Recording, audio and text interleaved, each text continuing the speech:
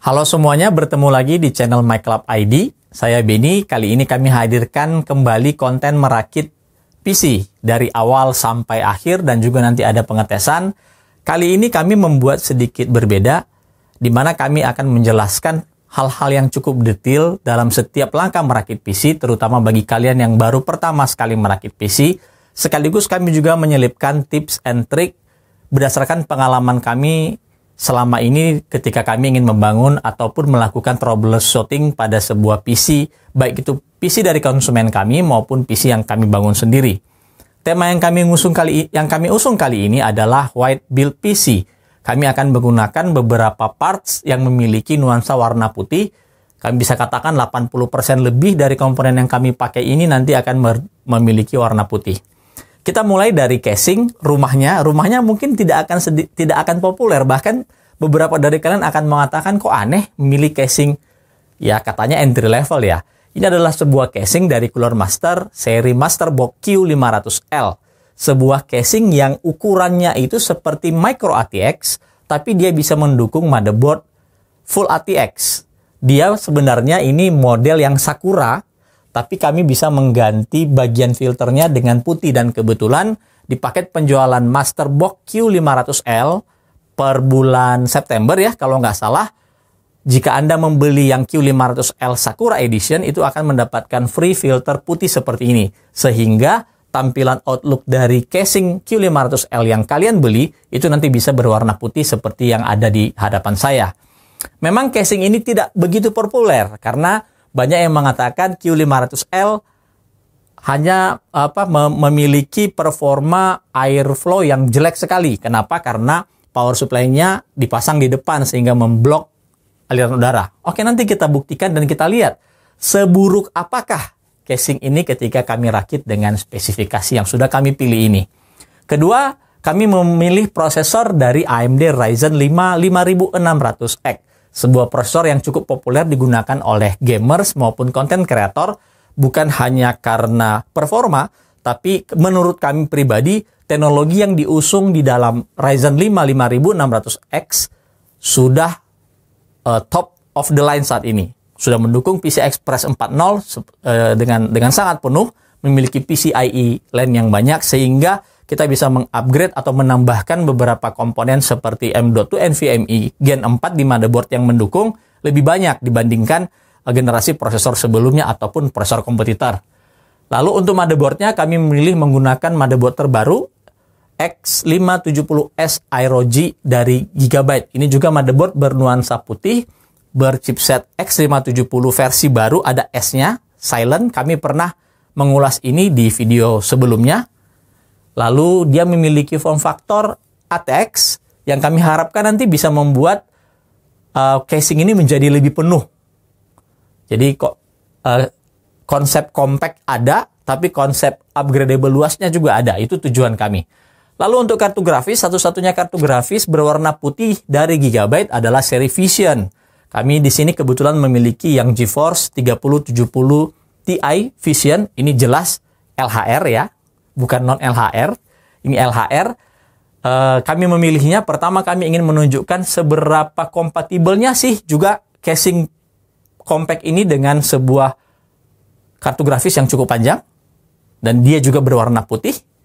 Lalu memori, kami memilih menggunakan Gigabyte Designer, sebuah memori dengan nuansa silver putih ya, dengan kapasitas cukup tinggi. Kami pakai 64 GB alias 32 GB kali 2 DDR4 3200. Itu sudah lebih dari cukup untuk main game maupun konten kreator ya.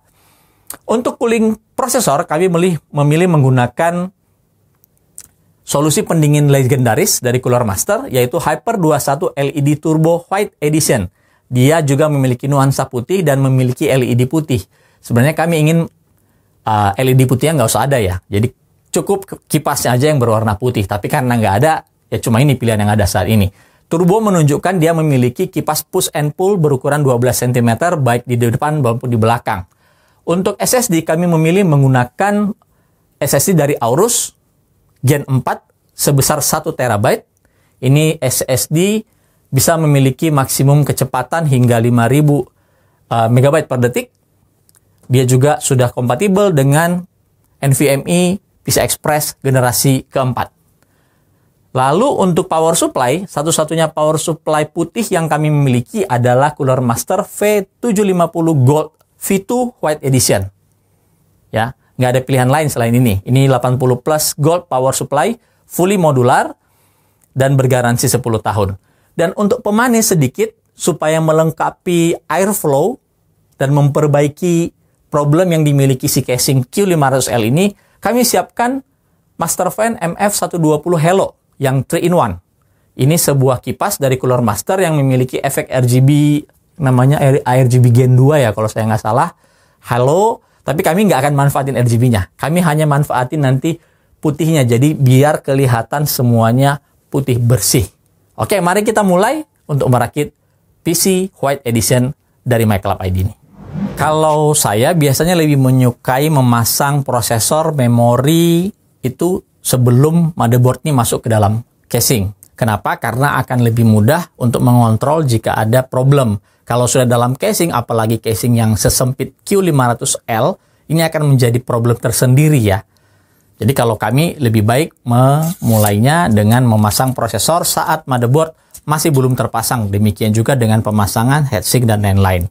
Lalu di sini ada pengunci klip untuk AMD, biasanya digunakan untuk kipas heatsink bawaan dari si prosesor. Nah, kami tidak menggunakan kipas bawaannya, kami tetap biarkan dalam dus. Kami akan menggunakan Hyper 212 LED Turbo White Edition yang membutuhkan ini harus dilepas.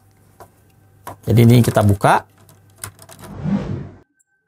Demikian juga backplate-nya kita lepas, karena kita akan ganti dengan backplate bawaan si Cooler Master Hyper 212 LED Turbo. Angkat tuas penguncinya sampai 90 derajat.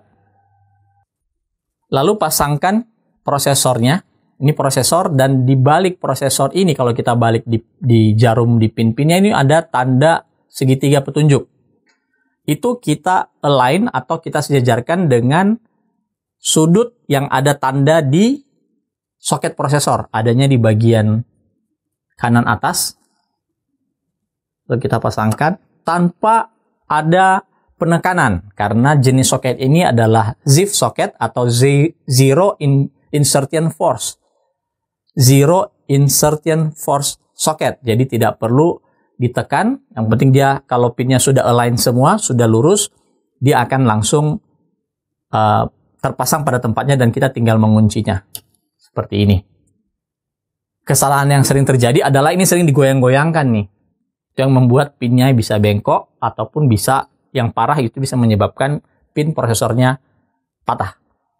Selanjutnya kami sudah menyiapkan mounting untuk AM4 di Hyper 21 LED. Seperti ini posisinya.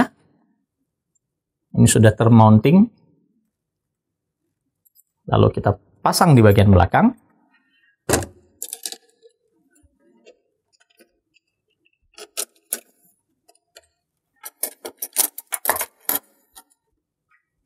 Seperti ini. Lalu ada komponen seperti ini dalam paket penjualan. Ini adalah support mounting untuk heatsink. Ada bagian yang diberikan isolator warna hitam ini di bagian kedua bagiannya. Tujuannya adalah menghindari hubungan singkat yang terjadi antara PCB dengan bagian logam mounting dari heatsink yang kita pakai.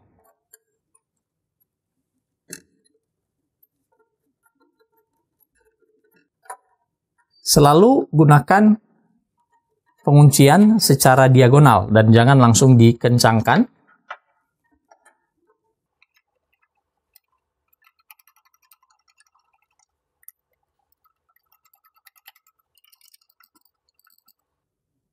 Untuk membuat mountingnya itu firm atau terkunci pada tempatnya, gunakan ini. Ini juga ada di paket penjualan.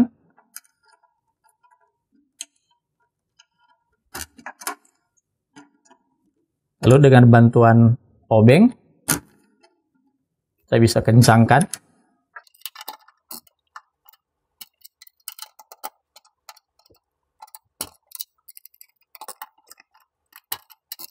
Oke, sudah cukup. Selanjutnya adalah bagaimana kita memasang mounting. Yang kita butuhkan adalah ini, 2 buah sepasang. Kemudian bautnya ke bagian dari heatsinknya. Untuk melepaskan kedua, dan harus melepaskan kedua kipas dulu. Nanti kipas bisa kita pasang belakangan. Ini ada penguncinya, Snap Easy. Untuk melepaskan kedua kipasnya, seperti ini, yang menggunakan snap and clip.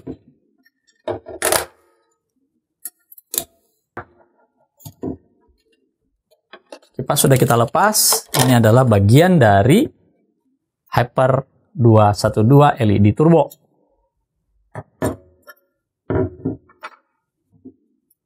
Selanjutnya kita akan memasangkan mounting bracket untuk AM4. Seperti ini kondisinya setelah kita memasang mounting untuk AM4.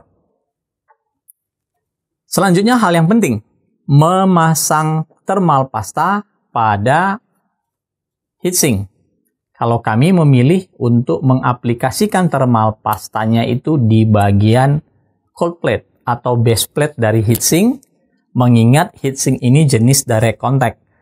Dan di dalam paket penjualannya itu disertakan Master Gel Pro yang membantu menghantarkan panas dari bagian prosesor ke bagian heatsink. Kami menggunakan sebuah kartu untuk meratakan thermal paste yang ada. Tipis saja, karena fungsi dari thermal pasta ini sebenarnya adalah menutupi bagian pori-pori antara heat spreader yang ada di prosesor dengan bagian cold plate atau base plate dari heatsink. Kurang lebih seperti ini. Jadi kita bisa lihat tidak ada lagi rongga antara bagian heat pipe dengan bagian base yang menggunakan bahan dari aluminium. Jadi dia sudah jadi satu. Tidak ada lagi gap kayak seperti yang awal tadi sebelum kita mengaplikasikan thermal pasta. Selebihnya nanti perataannya akan dibantu dengan pressure mounting.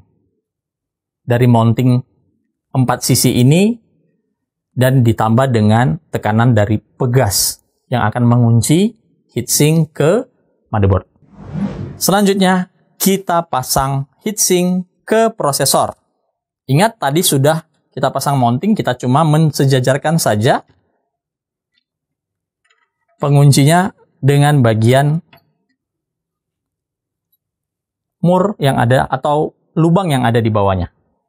Setelah itu kita tinggal kencangkan.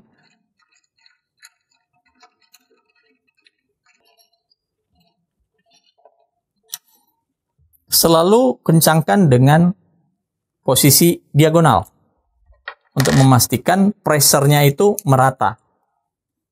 Nah, kita lihat heatsink sudah terpasang dengan rata.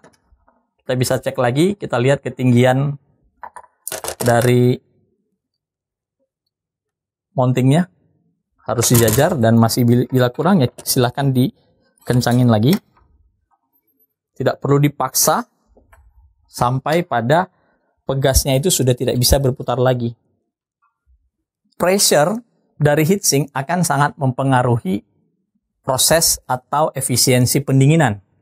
Jadi sangat penting langkah ini ketika kita ingin mendapatkan hasil yang maksimum dari temperatur, khususnya yang menyangkut dengan temperatur prosesor nantinya yang kita pakai. Selanjutnya, kami tidak memasang kipasnya dulu. Kami akan memasang memori dulu. Oke, memorinya designare dari kata designer. Ini memori berkapasitas besar ya, 32 GB per keping. Jadi kami pakai, ini ada di dual channel kit sehingga totalnya jadi 64 GB. Dan selalu yang menjadi permasalahan klasik dari semua PC builder adalah seringnya tidak membaca manual book. Kadang-kadang yang dipasang, karena logik nih. Ini kan ada 4 slot nih, saya pasang di slot pertama dan slot kedua. Itu secara logik. Padahal tidak.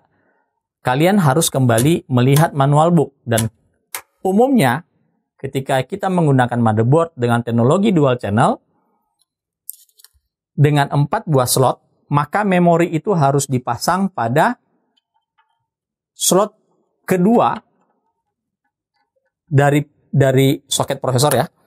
Ada yang menamakannya dia 24 ya, atau channel A2, B2 ya, tergantung. Itu lihat lagi ke masing-masing manual book yang dari motherboard yang kalian pakai. Nah, kalau motherboard yang kami pakai ini seperti ini kombinasinya. Ini berjalan di dual channel, total kapasitas 64 GB. Kalau dipasang 4 tidak berjalan quad channel karena platform ini atau prosesor ini hanya memiliki maksimum dual channel. Jadi kalau dipasang 4, dia tetap akan berjalan dual channel ya. Bukan dipasang 4 itu jadinya quad channel. Quad channel itu untuk platform HEDT istilahnya.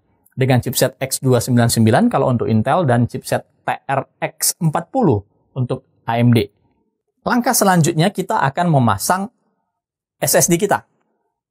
NVMe. Karena NVMe ini akan susah sekali dipasang kalau kita sudah memasukkan motherboard kita ke dalam casing, apalagi casingnya yang sekecil ini ya.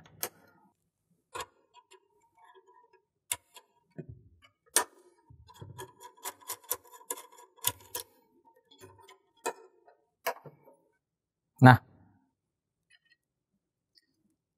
kalau kita perhatikan, rata-rata motherboard modern sekarang memiliki pendingin heatsink. Ini tujuannya untuk mendinginkan NVMe yang ada di bawahnya. Aorus Gen 4 SSD 1 TB yang kami pakai ini memiliki plat logam di atasnya. Jadi biasanya kan ada stiker tuh dari kertas yang ada di sini. Nah, Gigabyte tidak. Mereka menggunakan plat logam untuk membantu melepaskan panas. Nanti plat logam ini akan kita sentuhkan dengan bagian thermal pad yang disediakan dari motherboard. Jadi thermal padnya kita buka. Ini ada thermal pad.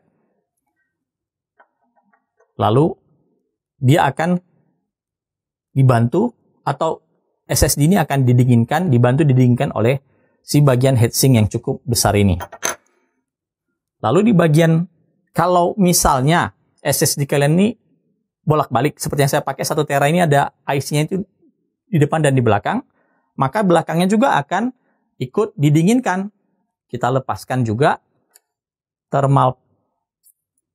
pelindung thermal pad yang ada di bagian belakang yang ada di motherboard.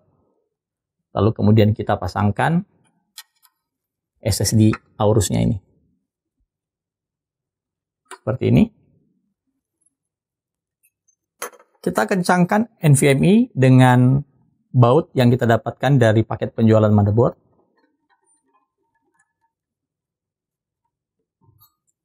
Lalu kita tutup dengan heatsink.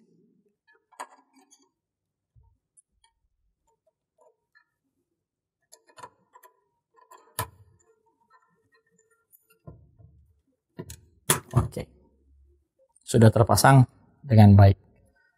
Selanjutnya kita akan memasang kipas untuk si heatsink Hyper 21 LED.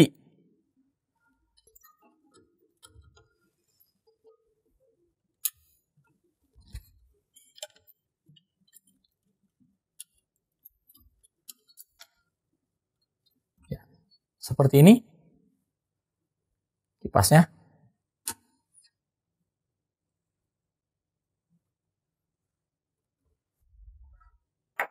Jadi dia akan push-pull, aliran udara masuk, disedot begini, dikeluarkan dari belakang. Seperti itu konsepnya. Jangan lupa untuk memasangkan konektor power dari kipas ke bagian motherboard. Di sini ada pilihan CPU OPT dan CPU fan. Kita akan pasang di CPU fan. CPU OPT itu berguna kalau kalian menggunakan AIO. Nanti dari konektor yang dari AIO yang ada pompanya itu yang masuk ke OPT. Karena OPT masih lebih tinggi mampu memberikan daya dibandingkan CPU fan. Di paket penjualan disertakan apa namanya ini? Splitter ya. Jadi kita pasangkan dulu di splitternya.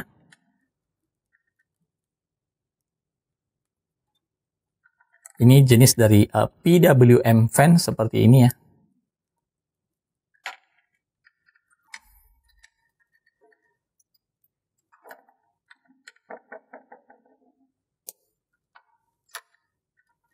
Dan ini kita pasangkan di bagian CPU fan. Ini bisa kita rapikan. Ini kita biarkan dulu karena nanti kita akan rapikan melalui bagian belakang casing. Di dalam paket penjualan motherboard juga disertakan mur dan baut. Ini kita keluarkan dulu. Dan by default, Q500L sudah meletakkan lubang-lubang untuk mounting sesuai dengan ukuran motherboard yang kita pakai. Di sini ada penjelasannya, ATX itu tulisannya A, Micro ATX M, dan Mini ATX itu I. Kalian tinggal menyocokkan mana huruf-huruf yang ada di situ. Kalau dia itu ada A, berarti itu untuk ATX. Kalau dia itu M, untuk Micro ATX, dan untuk I, Mini ATX. Dan tentunya ada alasan kenapa sebegini banyak ada diberikan lubang untuk memasang. Supaya motherboard kita itu pada posisi yang lurus dan baik letaknya di dalam casing.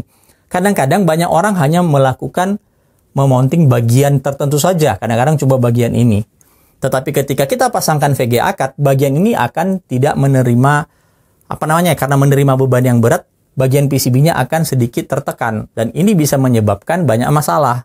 Mulai dari short, ataupun bagian dari motherboard di bagian belakang tadi, itu jadi lebih stretching karena tertekan, sehingga sinyal yang harusnya diterima oleh komponen lain jadi tidak diterima. Jadi ada alasan kenapa harus begini banyak mur atau baut atau tempat untuk mounting yang disediakan di dalam casing. Masterbox Q500L memiliki tantangan tersendiri saat kita menggunakan motherboard berdimensi Full ATX. Jadi dibutuhkan sedikit kesabaran, tidak bisa asal main pasang-pasang saja. Kita lepaskan dulu komponen-komponen yang menghalangi proses kita masukin motherboard ke dalam casing.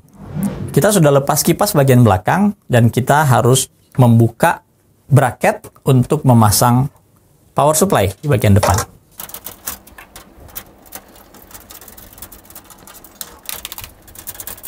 Ini sekarang sudah lega.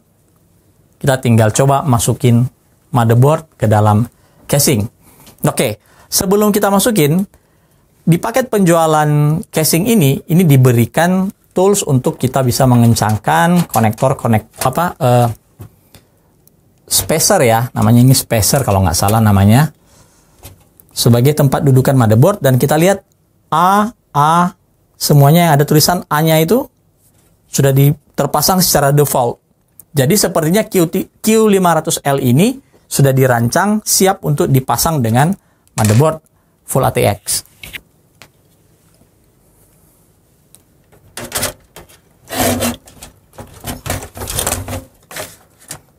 Ya, kalian bisa bayangkan kan seperti apa penuhnya nanti ini casing. Ya, ini belum dimur, tapi dia sudah mengunci karena ada salah satu di bagian tengah itu yang bisa sementara ya mengunci bagian motherboardnya. Gunakan mur yang bentuknya seperti ini, menggunakan baut yang bentuknya seperti ini, dan pastikan dia tidak melewati lingkaran luar yang ada di motherboard. Ini gunanya untuk mencegah terjadinya short, karena ini logam dan itu juga logam, dan nanti ada aliran listrik. Kebayang kalau ini saling bersentuhan dan ada hubungan listrik, bisa menyebabkan kerusakan pada bagian PCB ataupun di motherboardnya, dan bisa juga terbakar. Kalau kalian lihat beberapa video, ada yang memberikan bukti bahwa grounding ini dilewatin, itu bisa menyebabkan hal yang fatal. Jadi kalau kami biasa memulai dengan yang bagian tengah dulu. Tadi hampir lupa, ini ada penutup untuk 24 pinnya juga kita lepaskan dulu, bentuknya seperti ini. Menggunakan tools yang tepat juga bisa membuat masalah. Maksudnya menggunakan tools yang tidak tepat. Di sini kami menggunakan obeng yang pendek sehingga kami tidak bisa menjangkau bagian sana. Kami harus mengganti dengan obeng yang jauh lebih panjang agar lebih memudahkan kita memasang bautnya.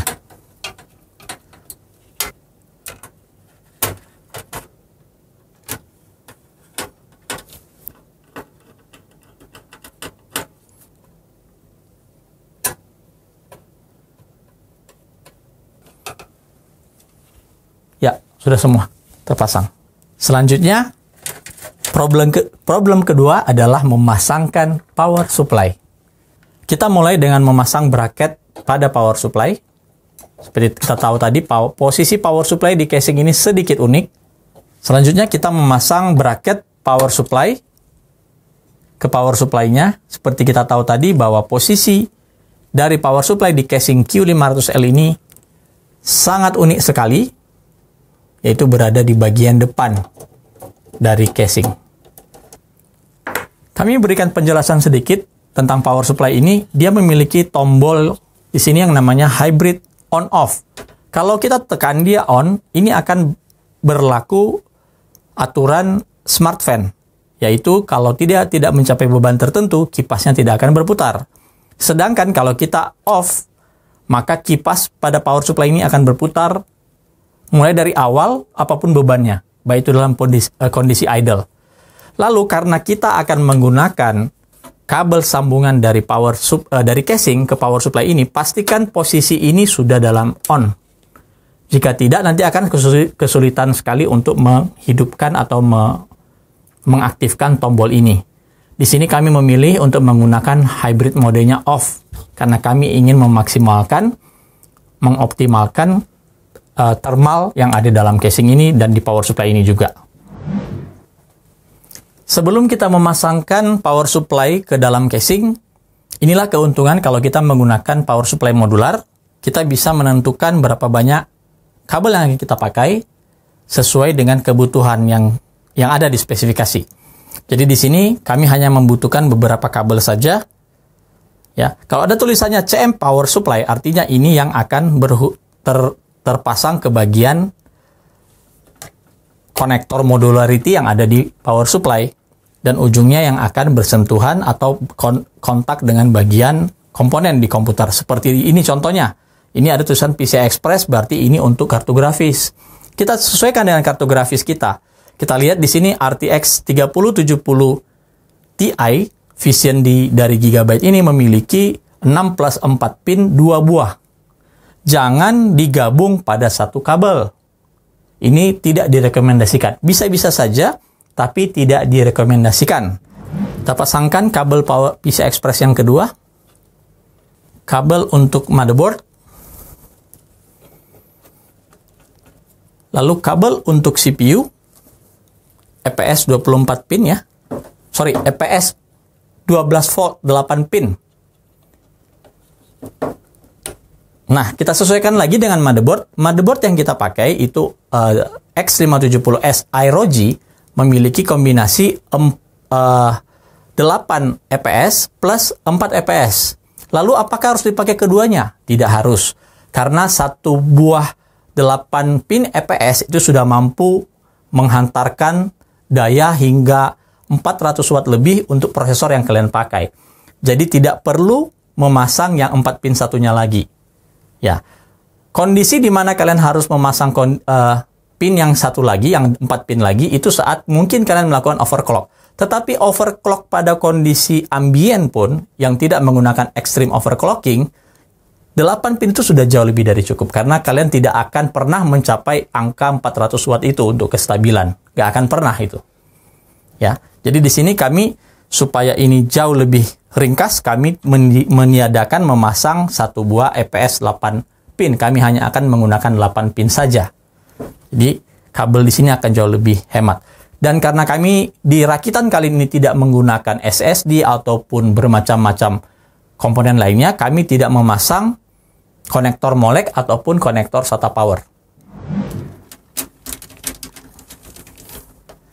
Tadi kami mencoba memasang power supply-nya, tapi nggak bisa masuk karena terhalang oleh bagian front panel ini. Dan kami juga baru mengetahui bahwa front panel ini bisa dilepas-lepas. Ini gunanya dari manual book dan juga website.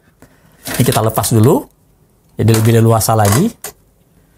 Baru kemudian power supply-nya kita bisa pasang.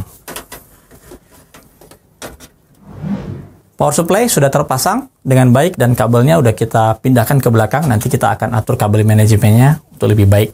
Nah, disinilah awal dari kenapa banyak orang tidak menyukai casing Q500L ini. Pertama, karena posisi power supply-nya ada di depan sehingga ngeblok aliran udara yang masuk.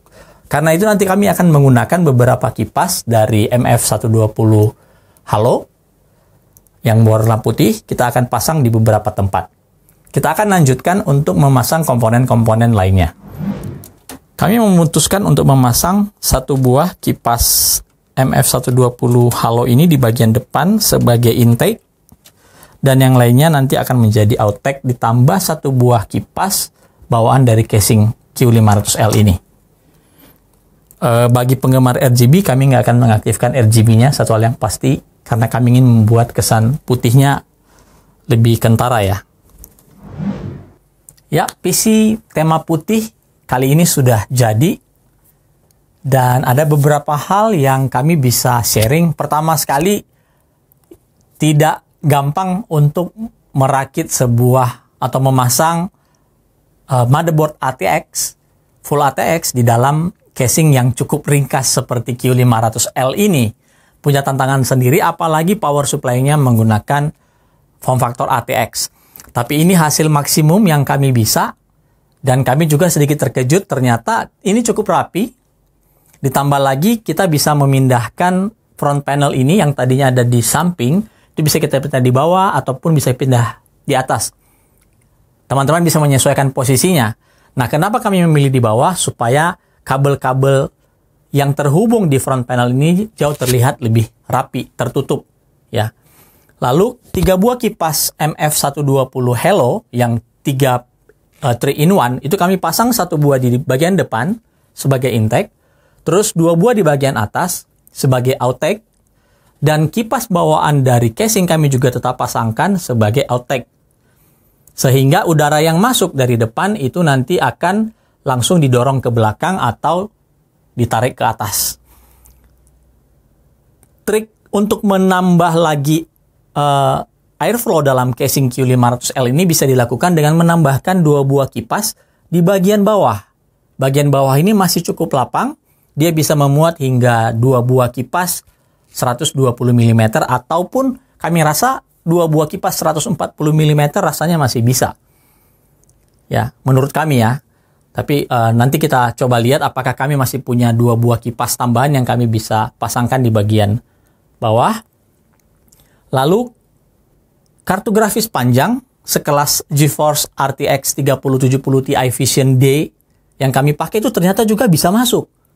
Meskipun ketika kami mencoba memasangkan kartu grafis ini memiliki kesulitan tersendiri karena ruang gerak di dalam casing ini sudah sangat terbatas. Kuncinya adalah dengan memasang motherboard pada awal. Jangan power supply, kalau tidak nanti akan bentrok dengan power supply-nya, akan susah movingnya di dalam. Jadi pertama sekali pasang motherboardnya yang sudah terpasang dengan prosesor, memori ya, dan NVMe, lalu kemudian baru memasang power supply-nya. Itu kunci yang kami dapatkan supaya lebih efisien merakit Q500L, dan yang paling terakhir komponen kami pasang adalah kartu grafis. Kalau kita lihat di bagian belakangnya juga cukup rapi, meskipun hanya sedikit opsi yang diberikan untuk kabel manajemen. Namun kami berusaha untuk membuatnya jauh lebih neat, lebih bersih. Kelemahan dari Q500L ini salah satunya juga terletak pada tidak adanya konektor front panel untuk USB Type-C. Di mana si motherboard yang kami pakai X570S AeroG itu sudah memiliki front panel untuk USB Type-C. Jadi sayang sekali satu fitur ini tidak bisa dimanfaatkan karena keterbatasan pada casingnya. Oke, kalian pasti penasaran seperti apa thermal performance dari casing ini. Kami akan uji, atau sistem dari sistem yang kami bangun ini, kami akan uji nanti dengan kondisi semua akan tertutup, baik itu di bagian belakang maupun di bagian depan. Kita mulai dengan menguji thermal performance dari PC White Edition yang sudah kita bangun ini. Kami menjalankan Cinebench R23 dengan metode loop 10 menit, dan di belakangnya kami jalankan full mark dengan resolusi 4K. Lalu kita akan monitoring menggunakan HW Info. Di sini kita bisa lihat performa dari prosesor itu ada di kisaran 4,2 sampai 4,3 GHz. Dan kalau kita perhatikan, kalau teman-teman perhatikan dengan baik, karena prosesor ini adalah seri X, dia memiliki precision boost. voltasenya itu akan naik hingga 1,4 lebih untuk mengejar frekuensi boost mencapai 4,65 di sini kita bisa lihat ya. Sedangkan karena ini sekarang sedang berjalan di belakang dengan Alcor render menggunakan Cinebench R23, ada AVX instruction-nya yang cukup berat. Kita bisa lihat Alcor-nya berjalan antara ini 4,2 sampai 4,3 GHz. Temperatur posisinya casing ini tertutup ya. Sekali lagi ini posisi casing tertutup. Kiri dan kanan tertutup, semuanya setting auto. Kemudian prosesor juga auto, kita hanya aktifkan PBO-nya saja. Temperatur 79,9 derajat dan ini adalah temperatur ruangan. Pengujian kami ada di 23 derajat Celcius. Ya. Ambient temp-nya 23 derajat Celcius. Lalu kalau kita lihat kondisi motherboard-nya, VRM-nya, VRM itu temperaturnya hanya 52 derajat Celcius saja. Ini. Dan kartu grafis dari monitoring HW Info mencatat angka 71 derajat Celcius tertinggi. Kalau kita perhatikan di firmware-nya juga mencapai temperatur maksimum di 71 derajat Celcius saja. Artinya secara performa default dengan PBO enable di platform ini, casing Masterbox Q500L ternyata masih mampu menunjukkan performa yang cukup baik. Mungkin tidak yang terbaik, tetapi sudah lebih dari cukup mengingat bentuknya yang sangat ringkas untuk dipasang pada sebuah motherboard ATX dan kartu grafis yang cukup panjang, ditambah lagi mounting untuk power supply-nya berada di bagian depan panel yang biasanya akan menghalangi airflow masuk ke dalam. Sekali lagi kami ulangi, kami menggunakan 3 buah fan, 1 buah intake fan, dan 3 buah outtake fan. Di bagian atas 2 buah dan di bagian belakang ada 1 buah. Ini masih berjalan dan temperatur sekali lagi tertinggi tercatat untuk prosesor 79,6 derajat, untuk kartu grafis di 71 derajat Celcius. Iseng-iseng kami melakukan overclocking. Alcor pada prosesor Ryzen 5 5600X ini berjalan di 5,6 GHz. Sini dengan tegangan V-core di 1,25 atau 1,27 ya. Situ ada kisarannya. Dan temperatur yang dicapai saat menjalankan Cinebench R23 looping itu hanya maksimum di 79 derajat. Ini frekuensinya terlihat steady di 4600 MHz. Ini adalah V-core-nya. Dan motherboard-nya yang kita pakai Gigabyte X570S Aero G, memori 64 GB yang kami jalankan XMP DDR4 3200 dan casing masih tetap tertutup seperti ini. Yang berbeda adalah kami melakukan full speed pada semua kipas yang ada agar temperaturnya jauh lebih optimum. Hanya itu saja yang kami ubah, yaitu full speed dari BIOS.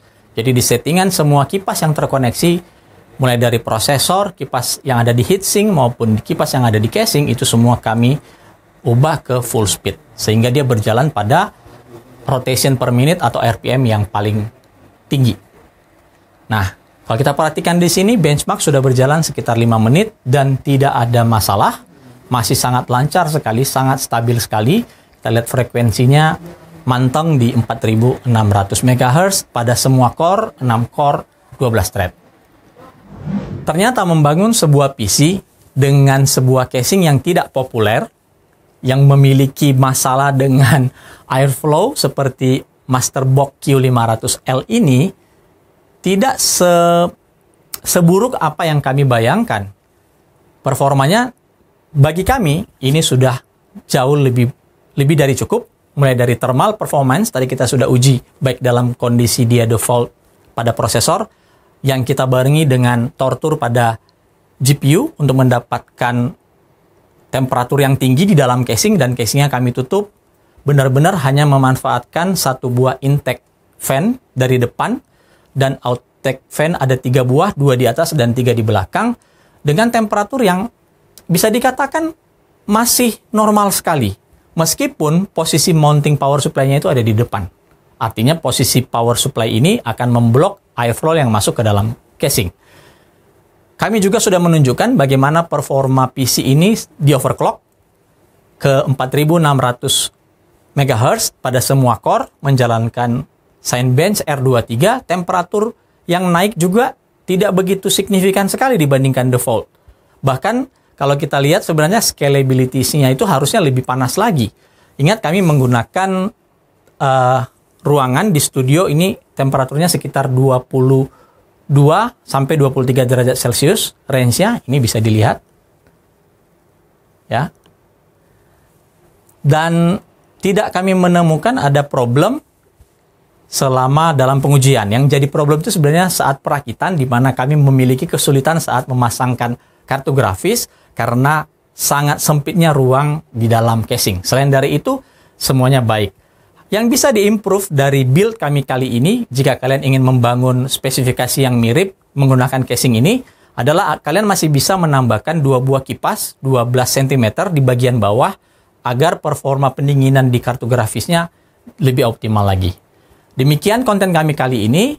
Jika kalian suka dengan kontennya, silakan like dan jangan lupa subscribe channel MyClub ID agar kalian mendapatkan informasi-informasi dan konten terbaru dari kami.